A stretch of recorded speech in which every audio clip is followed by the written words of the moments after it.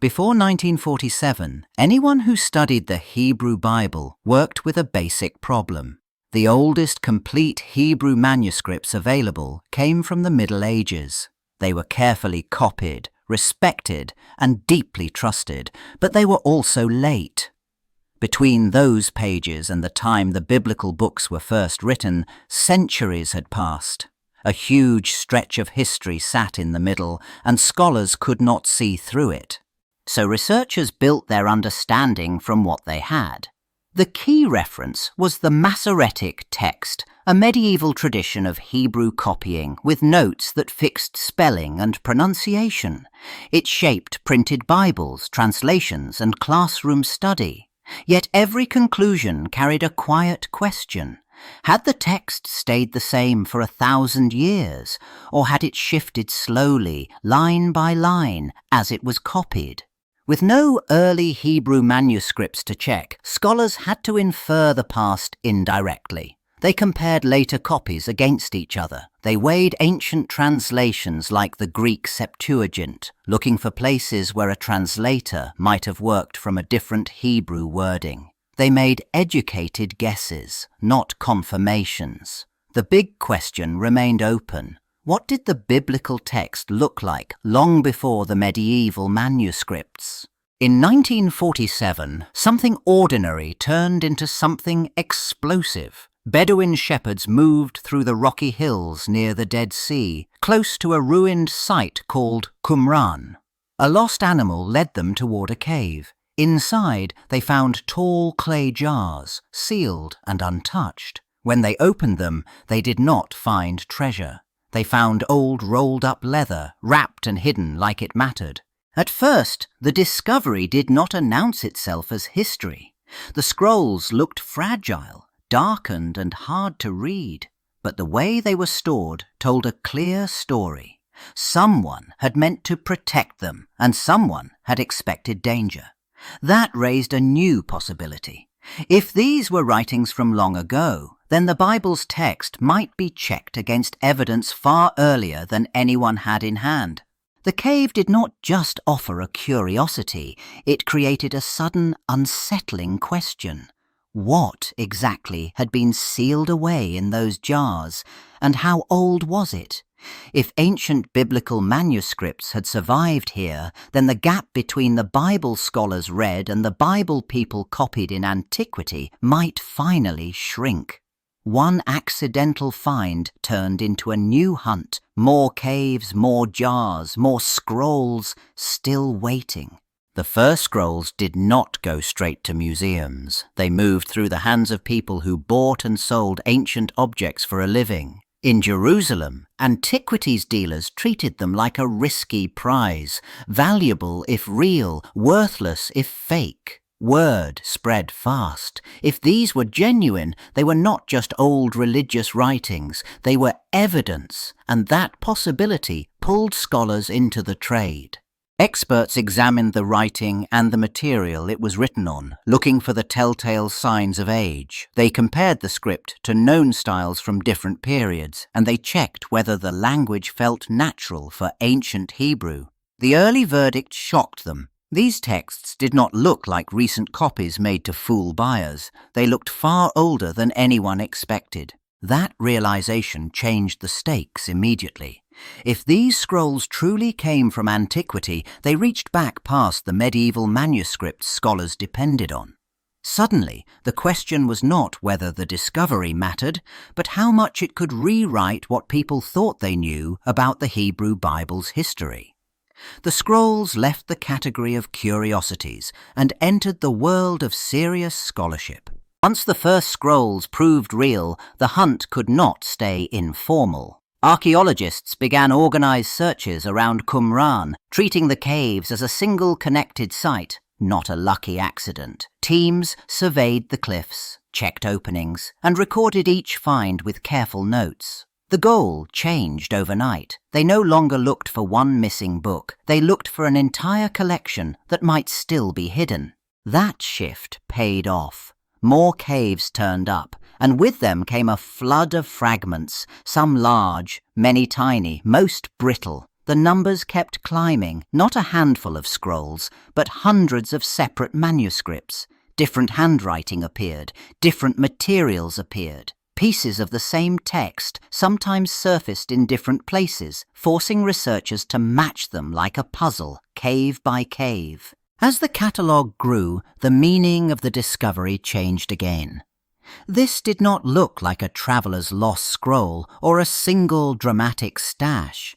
It looked like a working library, stored and scattered over time. Excavations at the nearby ruins added more context, linking the manuscripts to a wider setting and a longer story. The Dead Sea Scrolls became a corpus, large enough to reshape what scholars could even ask. Once the scrolls had been sorted, one question pushed everything else aside. How close were these ancient copies to the Hebrew Bible people actually read? Scholars took passages line by line and compared them to the Masoretic text, the standard Hebrew form preserved in medieval manuscripts. The test sounded simple. It was not. Every letter mattered, and with each match, the implications grew heavier. Again and again, the wording fell into place. Familiar phrases appeared with the same order, the same grammar, the same sense. Not just in a few famous lines, but across long stretches where small changes would have been easy to spot. This did not mean every scroll was identical, but it did mean the core of the text had travelled through time with surprising discipline. 1,000 years, and it still held. That result landed like a correction to old assumptions. Before these finds, some expected the Hebrew Bible to have shifted dramatically across the centuries, reshaped by copying and recopying. Yet many Qumran biblical manuscripts showed that the Masoretic tradition was not a late invention. It already existed in recognizable form long before the medieval era. The scrolls did not just add age to the evidence, they added confidence. The comparisons did not stay on the level of big, obvious passages. Researchers went line by line, letter by letter, and the differences started to show. Some were small, like alternate spellings that changed nothing in meaning but showed a different copying habit. Others mattered more. A line appeared in one scroll and disappeared in another. A familiar sentence came in a different order. The text did not always sit still. These were not random mistakes sprinkled here and there. Patterns formed. One copy leaned toward a fuller version with extra words that smoothed out the sense. Another looked shorter, as if a phrase had dropped out or had never been there at all. Sometimes a single word changed and the meaning shifted slightly. Who did what, when it happened, or why it mattered? The scrolls showed choices, not just slips of the pen. That led to a bigger conclusion. In the Second Temple period, more than one form of certain biblical books circulated at the same time. There was not always one fixed wording that everyone copied. Different communities read versions that were close, but not identical, and those versions lived side by side. The surprise was not that the Bible changed into something unrecognizable. The surprise was that variation existed within recognizable boundaries, and it lasted. As the comparisons continued, researchers noticed something unexpected. A few scrolls did not line up best with the Masoretic wording at all. Instead, their Hebrew matched the shape of readings known from the Greek Septuagint, an ancient translation. That mattered because the Greek often looked different, and people assumed the translators took liberties. Now a new possibility appeared. Sometimes the Greek reflected a different Hebrew base. Other scroll passages leaned toward the Samaritan Pentateuch, a version of the first 5 books preserved by the Samaritan community. Where the Masoretic tradition had one phrasing, these scrolls and the Samaritan text shared another. The implication felt sharp. The Samaritan version did not always represent later editing or sectarian changes. In some places it echoed an older line of the text that once circulated more widely. That shift reshaped the argument about earlier and later. Differences between Bible translations no longer looked like simple mistranslation or careless copying or one corrupt tradition. They sometimes traced back to rival Hebrew forms that existed side by side.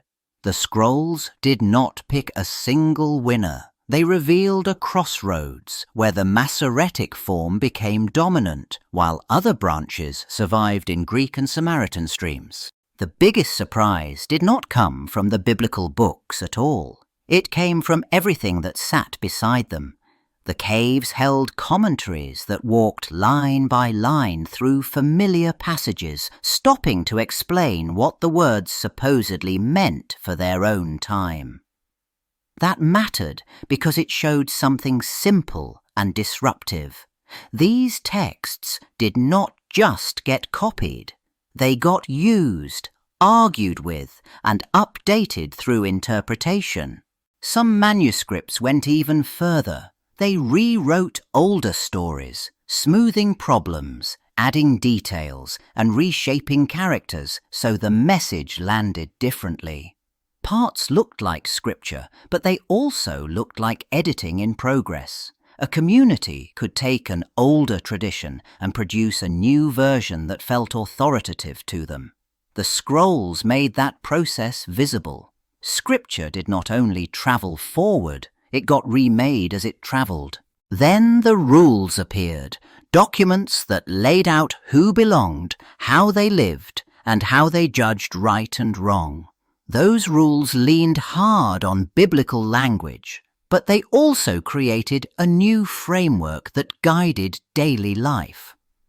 Put together, commentaries, rewritings, and regulations revealed a wider textual ecosystem. Copying still happened, but it was only one part of the story. Interpretation and scripture-making happened alongside it. For a long time, the scrolls existed in a strange half-world. Scholars knew they mattered, but only a small circle actually handled many of the fragments. That bottleneck shaped everything. What got studied first, what stayed uncertain, and what other researchers could not check for themselves. Then that control weakened. More material reached print, more photos circulated, and the evidence stopped belonging to just a few hands. Once wider publication happened, the work changed overnight. Specialists across countries compared the same lines and tested the same claims, instead of trusting second-hand reports. Mistakes got caught. Readings that seemed unique sometimes turned out to be normal once more fragments were visible. And as new imaging arrived, techniques that revealed faint ink and hidden letters, the damaged parts of the story started speaking again. Text that looked blank suddenly carried words. That opened a practical outcome most people actually felt. Bible translations and study editions got revised, not because the Bible got reinvented, but because the notes and decisions got better evidence behind them. Footnotes explained variants more clearly.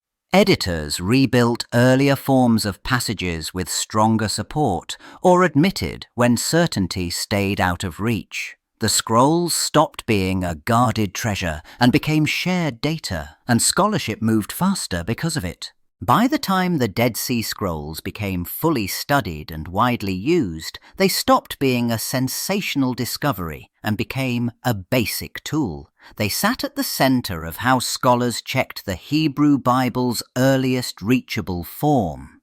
Instead of guessing from much later copies, researchers measured claims against manuscripts from a far earlier time. That shift changed the whole conversation. Evidence replaced long stretches of uncertainty. What the scrolls showed again and again was a double truth. In many places, the wording tracked closely with the later standard Hebrew text, and that continuity looked almost shocking. Whole sections stayed recognizable across a millennium. But the same collection also preserved real differences, small ones and sometimes meaningful ones. It proved that the Bible's text did not arrive in history as a single frozen line. So modern biblical study moved forward with a clearer map. Scholars weighed readings, not just traditions. Translators gained earlier checkpoints for hard passages, and footnotes started to reflect real ancient options, not only theoretical ones. The scrolls did not weaken the Bible's past, they made it visible. They showed stability where people expected chaos, and variety where people expected only sameness.